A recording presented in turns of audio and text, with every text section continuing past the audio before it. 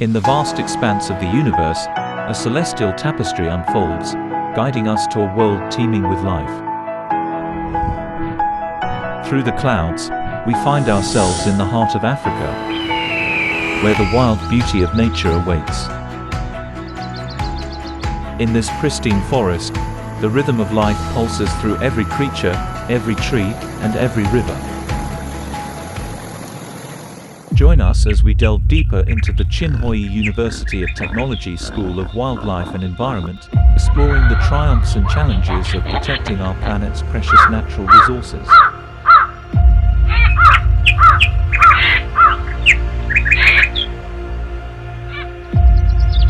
Giving testimonies and information direct from the deans on why one should join us.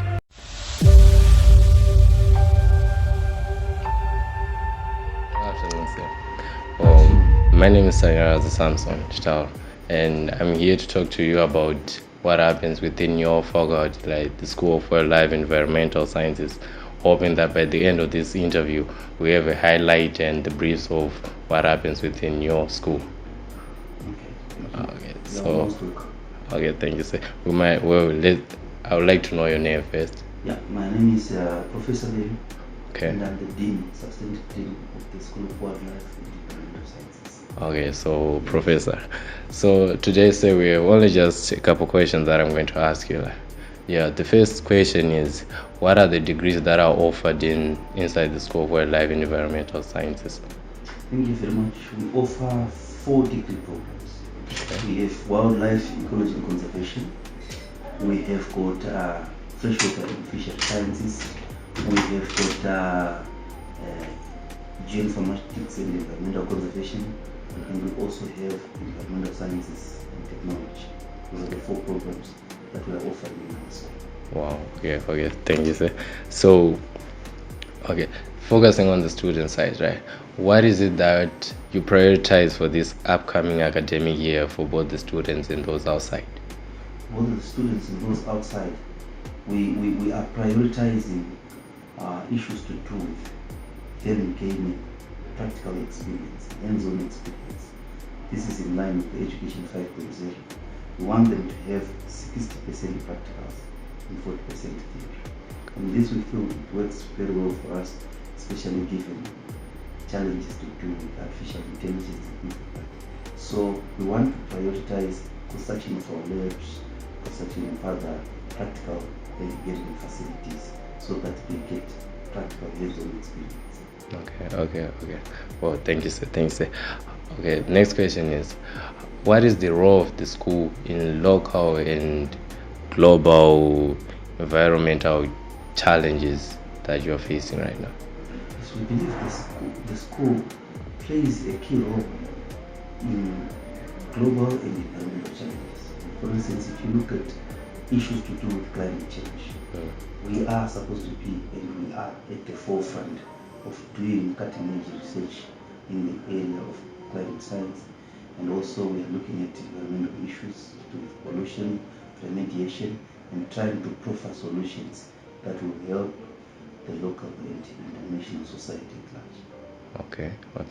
Well said. Okay, so for the last question is, how does the school support interdisciplinary collaboration in addressing environmental changes issues? Oh yeah, sure. We like I indicated, the issue to do with climate change. Yes. We are looking at the physical science part of it, and then also the social science part of it. In this case, we are working with colleagues from Institute of Development Studies that have got a social science background. We are coming in with our scientific background to then actually gel that and come up with a solution that takes into account all the other disciplines. We also work with guys from engineering. We also work with guys from hospitality and tourism. We are also looking at developing feed, for instance, for fish, but we are working with people from agriculture who do not have an appreciation of biology, but they also have appreciation of other areas that we don't have. Okay. From the leaders guiding the way to the next generation of innovators, we've seen the passion, commitment, and resilience that defines our community.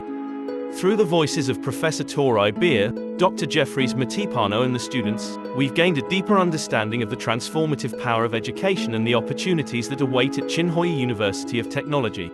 So here I'm administering the Department of Wildlife Ecology and Conservation. Okay. Yeah. What are the current research initiative or project within the department that you find particularly promising? There's quite a good number of them. With wildlife, it's part of the environment. So generally, we find when we focus on wildlife, we don't look at it in isolation. So we will be also considering the wildlife in totality, including it. So it's very important that we look at vegetation, large mammal interactions. But we also don't look at this in isolation, looking at what is happening today. Issues of climate change, they come in where we see how these large mammals and the climate change are affecting the vegetation, are affecting the environment. So aligned to these climate change issues, when you look at wildlife issues, you have to also look at the people. There is a lot of interaction with the people. So from people's side, you have to look at their livelihoods, how they are being affected by the climate change, and then how do they then interact with wildlife. Another item, where research has got to focus on, or where we are looking at, even if you look at undergrad research projects, as well as the master's research projects, they will touch on human dimensions of wildlife. Then there is also another area which talks about biodiversity conservation. This is quite topical, today, and even if at global level, we find that there is the Convention on Biological Biodiversity. It's basically looking at, how to manage biodiversity, because the rates of, biodiversity decline are quite, alarming. And in late 2022, there was a meeting with the quality conference of parties of the Convention on Biological Diversity, where they developed a framework. They call it the Kunming-Montreal Global Biodiversity Framework, which guides interventions at global level, but also at continental level like Africa. They have got to develop its biodiversity action plans or strategy and action plans, and that has got also to cascade down into regions and nations. So that's another area which is very key, that in terms of biodiversity conservation, we have to carry out researches there, because there are various issues that affect the biodiversity, like it can be pollution, invasive alien species, and so forth. Areas that were developed, parallel. But now we have to look at them and see how we can manage, artificial intelligence and including GIS, image sensing, and other applications in terms of conservation of biodiversity. So these are the areas we are at the moment. I can just highlight this focus in terms of research in the department. Students, when we are in secondary school, used to attend careers days and so forth. So we encourage them to be exposed to such events at the earliest opportunity, even if it is being offered here as a university. But we also have our members of staff who do careers day events, or conduct them. They also attend like agricultural shows, trade fairs, and any event where they can be there and represent the department. So that's why we give various people outside there about what we are here as a department, and our students, what they can do when they are in terms of teaching here. We, the normal practice, I think we are aware of it, that we tend to try as much as possible to produce a total student, exposed to theory and also to practical approach in terms of learning. Because when you leave this place, mainly when you're out there, it's the practical approach. So that's why we give students topics, go and research, come and present. We also, allow our students, we encourage them to attend, workshops, seminars, trade fairs, them presenting something there out there. Then we also have our third year of the program, where students, go on attachment, which is basically work-related learning, and so that when you leave this place, you are not frightened or scared by being at a workplace. If you look at some organizations like the Zimbabwe Praxis Wildlife Management Authority, which has got a staff of about 3,000 workers, and you leave this place with a degree, you are given obviously an officer position, and it involves leadership and supervision. And then you won't be much of being at an easy position to be leading a station right from day one. Of course, they will give you a bit of induction, but you need to be prepared to handle such things from a practical point of view. Yeah. Okay. Thank you. Wow, there's a whole lot of stuff to learn here. Okay, so what partnership or collaboration does the department have with the local conservation organizations and the government? Some local conservation organizations, and also with the government entities.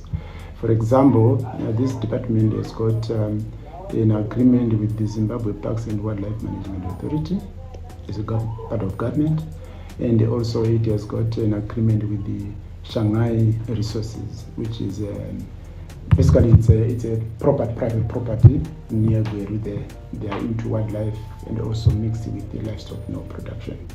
So these such arrangements, they offer a lot of advantages in that although they focus much on research, it's for students as well as staff. They provide resources.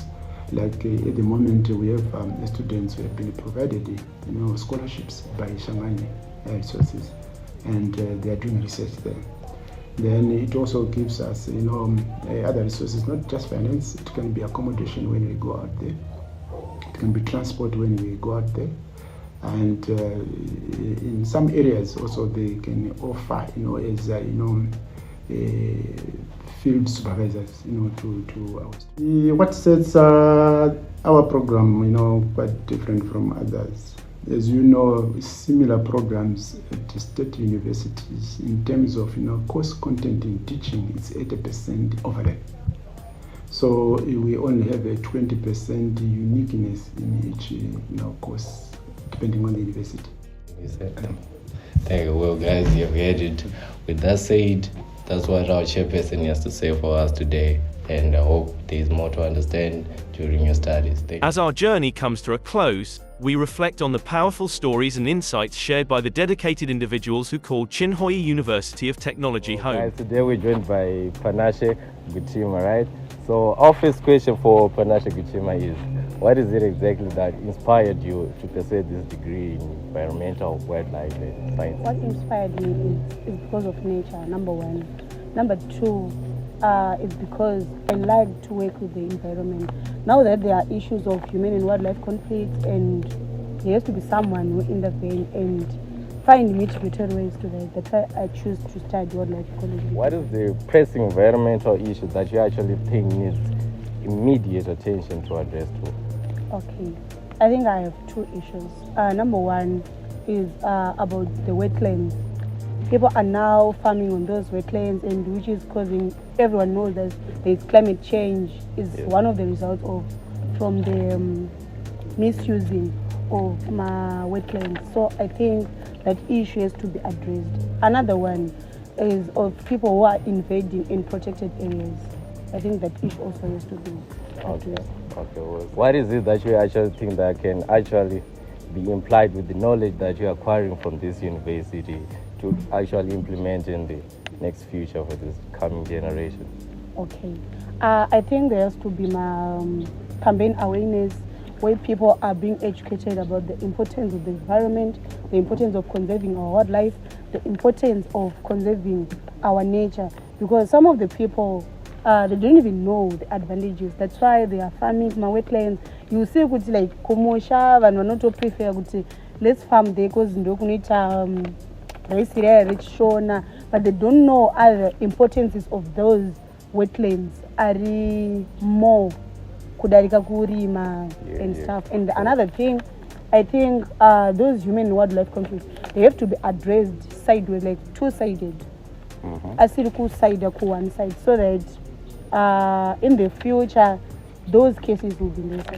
Firstly, was the practical that we have done the past month, I guess, of tracking the elephants using telemetry and earth ranging application, so that you can track all your animals that you have, if it's a reserve or a game park or something like that. So it was fun. And the other thing was the restocking of breeders, where you go to the river or the lake, you collect the breeders, then you put them in a pond so that they can multiply.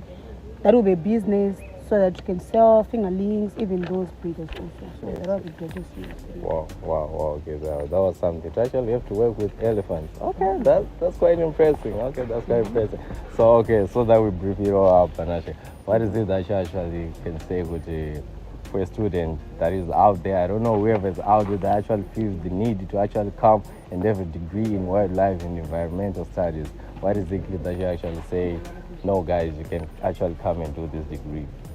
Yeah, you can surely come. It's a very interesting degree because it's hands-on, more practicals, more exposure. If someone wants to travel, you travel a lot.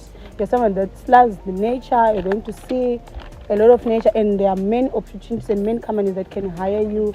You can work at environmental management agency, you can work at forestry, you can work for Zimpact, you can work for all those NGOs, that are dealing with animals which are in CITES. Like, I'm going to be joined by my fellow brother here. Do you mind introducing yourself, Fred? My name is Chinhoyi. Okay, there you go, guys. We're going to be joined by Chinhoyi, right? So, I have a couple questions. They're only just 4 questions. So, we're hoping that by the end of this conversation, people might actually have a better understanding of what happens within your type of degree, right? So, I understand you're doing wildlife and environmental sciences, right? Yes. Okay, so guys, Ngoni is doing environmental wildlife sciences. So, the obvious question, what is it exactly that inspired you to pursue this degree? Oh, so actually, it's about my academic background. Okay. So in high school, I was doing biology. So I always had a passion for biology. So this paved the way for me to do wildlife ecology and conservation. Wow. Okay, so the next question is, what is it that you see as the most pressing, important issue at hand that you seriously think needs immediate attention to? Presently, is human encroachment. Okay. So this is mainly driven by the growing population in humans. So this is pushing humans to further encroach into the wildlife areas, and this is led to human wildlife conflict. So actually, you're now seeing animals, they're now damaging, like if they're practicing agriculture, they're feeding on their crops. And also the issue of invasive species. So if these species, they're now on the ecological side,